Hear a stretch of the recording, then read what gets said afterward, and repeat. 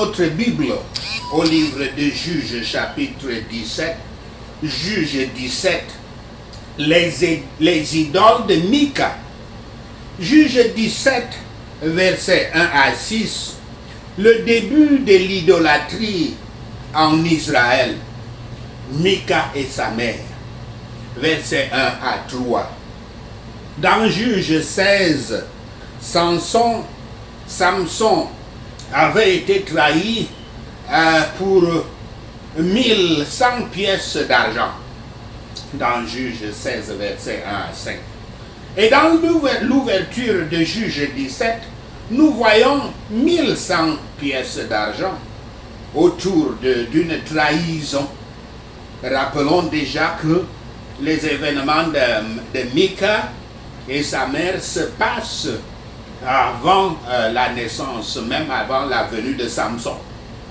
Alors que Mika retourne ce qu'il a pris, il ne fait aucune restitution comme l'exige la loi de Moïse, comme celle de Lévitique 6, versets 1 à 7, et aucune offrande de culpabilité n'est faite. Versets 4 à 5. La mère de Mika, sans nom dans ce passage, consacre l'argent à Yahweh, mais elle utilise cet argent pour créer une image sculptée et une image moulée, violant ainsi ouvertement le second commandement. Mika a un sanctuaire, un faux tabernacle et un éphod, un faux vêtement pour la voyance, et des idoles domestiques. Ces idoles sont appelées téraphim, de petits messagers des dieux, par opposition aux séraphes. Ces idoles sont appelées téraphim, de petits messagers des dieux, par opposition aux séraphim qui servent Yahweh. Mika sacre aussi son fils comme prêtre de sa maison de culte. Ce qui a trait à ceci et le reste des chapitres, des chapitres jusqu'à la fin de ce livre des juges, a eu lieu peu de temps après la mort de Josué, comme nous pouvons le voir dans Juges 20, verset 22, dans Juges 20, verset 28, afin que cela puisse paraître à quel point la nation était heureuse d'être sous les juges. On montre combien ils étaient malheureux quand il n'y avait pas de juge. L'amour de l'argent a rendu Mika si peu doux envers sa mère pour lui voler, et a rendu sa mère aussi méchante envers son fils pour le maudire. Les pertes extérieures conduisent les bonnes personnes à leur prière, mais les mauvaises personnes à leur malédiction. L'argent de cette femme était son Dieu avant qu'il ne soit transformé en une image gravée à travers une fusion, une fonte. Mika et sa mère ont convenu de transformer leur argent en Dieu et de créer un culte un culte d'idole dans leur famille. Voyez la cause de cette corruption. Tout le monde a fait ce qui était juste à ses propres yeux, et ils ont bientôt fait ce qui était mauvais aux yeux de Yahweh. Mammon, parlons-en, mammon. Le mot mammon vient du mot grec mammonas. Les racines des mots similaires existent en hébreu, en latin, en araméen, en chaldéen, en syriaque. Ils se traduisent tous par, je cite, l'argent, la richesse et les biens matériels. Fin de citation. Dans la culture biblique, le mot mammon portait souvent une connotation négative. Il était parfois utilisé pour décrire toutes les convoitises et tous les excès, la gourmandise, la cupidité et le gain illégal de la terre. En fin de compte, Mammon a décrit une idole du matérialisme auquel beaucoup ont fait confiance comme base de leur monde et leur philosophie. C'est exactement ce que le capitalisme est, parce que le capitalisme est une religion du dieu Mammon.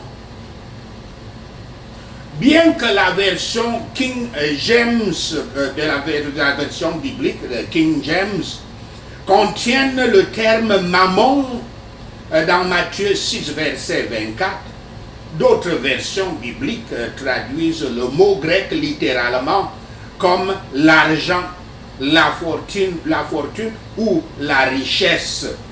Mais cela n'enlève pas que dans l'écriture originale en grec, c'est Mammon. Le mot, la ville de Babylone dans Apocalypse 18, avec toute son avarice et sa cupidité, est une description du monde, d'un monde donné à l'esprit de Mammon. Parce que Mammon est un démon. Certains savants citent Mammon comme le nom d'un dieu syrien et chaldéen, semblable au dieu grec de la richesse, le dieu Plutus.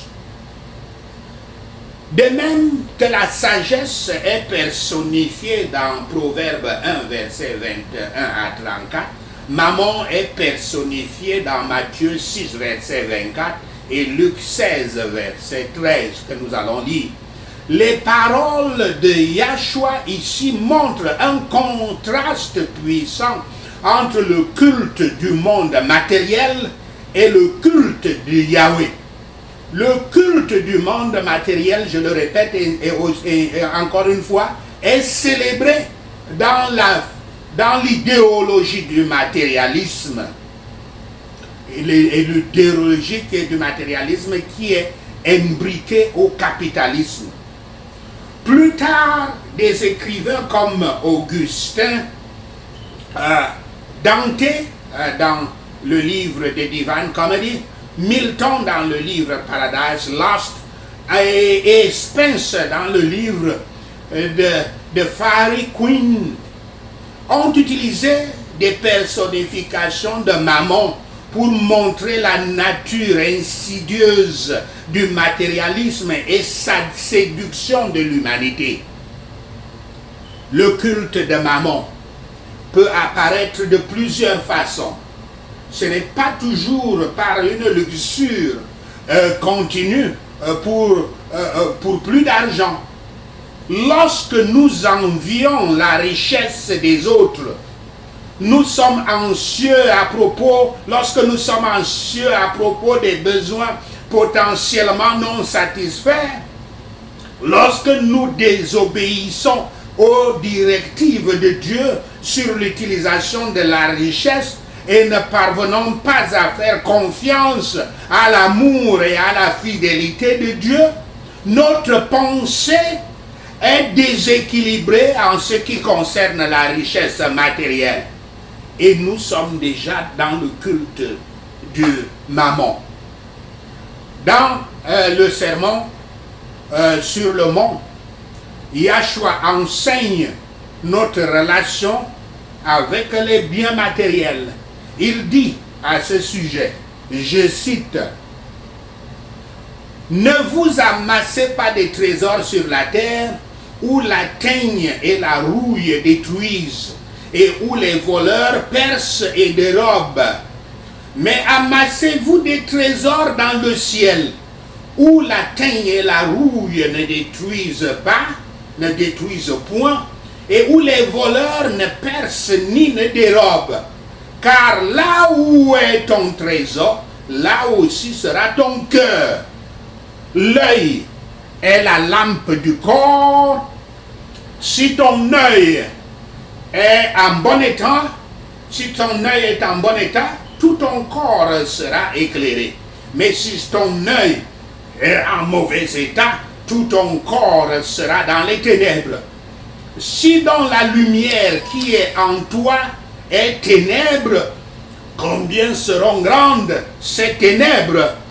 Nul ne peut servir deux maîtres, car ou il haïra l'un et aimera l'autre, ou il s'attachera à l'un et méprisera l'autre.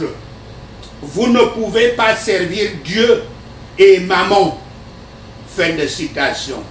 Et Matthieu, ceci c'est Matthieu 6, verset 9 à 24. L'apôtre Paul, de son côté, écrit le point de vue du point de vue divin sur Mammon. Je cite: c'est en effet une grande source de gain que la piété avec le contentement, car nous n'avons rien apporté dans le monde et il est évident que nous n'en pouvons rien emporter. Si donc nous avons la nourriture et le vêtement, cela nous suffira.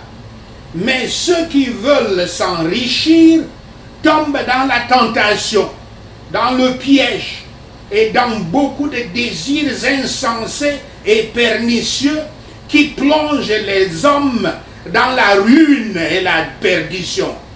Car l'amour de l'argent est une racine de tous les maux. Et quelques-uns, en étant possédés, se sont égarés loin de la foi et se sont jetés eux-mêmes dans bien de tourments. Fin de citation. C'est une citation de 1 Timothée 6, versets 6 à 10. Vous avez bien compris que l'apôtre parle de possession. Mammon est un démon. Mammon est un démon. C'est pour ça d'ailleurs que dans certains pays comme les États-Unis, dans le billet de $1, il y a la pyramide là-dedans avec l'œil de Satan pour bien marquer que l'argent, il y a un démon en cela. C'est ce démon-là qui observe le monde. Salomon écrit sur la futilité de la poursuite de Mammon, de la recherche, courir après Mammon, l'argent, les richesses, le matérialisme. Et il écrit: quand le bien abonde, ceux qui le mangent abondent. Et quel avantage en revient-il à son possesseur, sinon qu'il le voit de ses yeux? Fin de citation. Ceci c'est Ecclésiaste 5, verset 10. Et puis ça finit par dire que tout cela n'est que vanité. La luxure de toutes sortes est insatiable. Peu importe combien de temps ou d'efforts est versé dans la poursuite de l'objet de la luxure. Dans Luc 6, verset 4 à 15, Yahshua reproche à ceux qui ont refusé d'entendre son avertissement. Yahweh choisit son avertissement quant à choisir Yahweh par rapport à Mammon. Je cite: les pharisiens qui étaient avares écoutaient aussi tout cela et ils se moquaient de lui. Yahshua leur dit: vous cherchez à paraître juste devant les hommes, mais Dieu connaît vos cœurs, car ce qui est élevé parmi les hommes est une abomination devant Dieu. Fin de citation. Il parle ainsi de l'argent, des biens matériels élevés à nos yeux, mais qui est une abomination pour Yahweh quand il est mal utilisé, quand notre cœur est mis entièrement dessus. La parabole du gros imbécile dans Luc 12, verset 13 à 21, est l'histoire d'un homme qui vivait pour augmenter sa richesse. Mais à la fin, il perd son âme parce qu'il n'est pas riche envers Dieu, comme cela dit au verset 21. Marc 4, verset 19, met en garde contre la tromperie de Mammon et sa capacité à, je cite, étouffer la parole et la rendre infructueuse. Fin de citation. Mammon, l'argent, étouffe la parole de Dieu et la rend infructueuse dans le cœur de l'homme. Mammon ne peut pas produire la paix en nous et il ne peut certainement pas produire la droiture. L'amour de l'argent montre que nous sommes déséquilibrés dans notre relation avec Yahweh. Proverbe 8, verset 18 parle de richesses vraies et durables. Je cite, avec moi, moi étant la sagesse, avec moi sont la richesse et la gloire, les biens durables et la justice. Fin de citation. Yahshua nous enseigne dans Matthieu 6, verset 19 à 34, de ne pas s'inquiéter de nos besoins physiques, des maisons et des vêtements ou de la nourriture, mais, je cite, cherchez premièrement le royaume et la justice de Dieu, et toutes ces choses vous seront données par-dessus tout. Fin de citation, le verset 33. Juge 17, verset 7 à 13. Mika engage un lévite pour être son prêtre. Du point de vue de Mika, les choses semblent s'améliorer. Un lévite de Bethléem, qui signifie la maison du pain, vient chercher du travail. Ce prêtre insouciant est engagé pour servir dans le faux tabernacle de Mika, devant de fausses idoles, dans un faux culte. Ce prêtre recevra même un vêtement, en contraste avec les vêtements de la gloire et de la beauté du premier prêtre sacrificateur. Comme présenté dans l'Ancien Testament, les prêtres doivent aussi être comme des pères, conduisant et protégeant et enseignant leurs troupeaux. Mais le prêtre de Mika est devenu un fils, manipulé par Mika, plutôt que de le réprimander, comme cela est demandé dans Malachie 2, versets 7 à 9. Mika manipule les dieux qu'il possède plutôt que de se soumettre au vrai Dieu Yahweh. Une chose qu'il détermine est qu'il a cette forme de religion pervertie sous son contrôle.